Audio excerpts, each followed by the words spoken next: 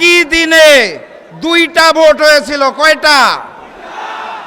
একটা সংসদ গঠনের জন্য, আরেকটা সংস্কার পরিষদ গঠনের জন্য।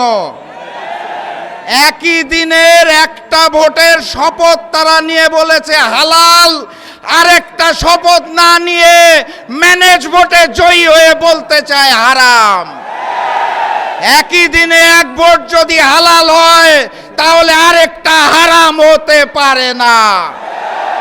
70% জনগণের হ্যাঁ ভোটের রায়কে যারা অস্বীকার করে বেঈমানি করতে চায় তাদের স্থান এই বাংলার মসনদে হবে না ইনশাআল্লাহ।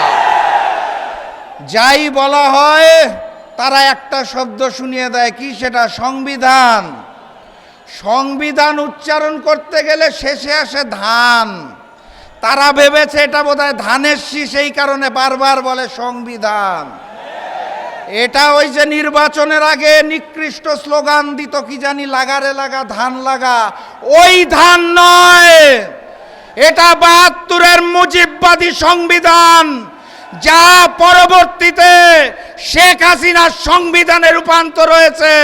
সেই সংবিধানকে তারেকবাদের সংবিধান আমরা হতে দেব না। অতএব কথাবার্তা পরিষ্কার, গণভোটের রায়কে সম্মান জানিয়ে বাস্তবায়ন করুন, না হলে যেই আন্দোলন করে তোলা হবে মসনদ থাকবে না ইনশাআল্লাহ।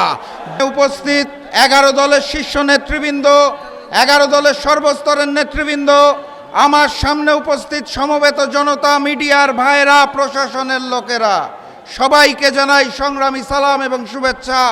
আসসালামু আলাইকুম।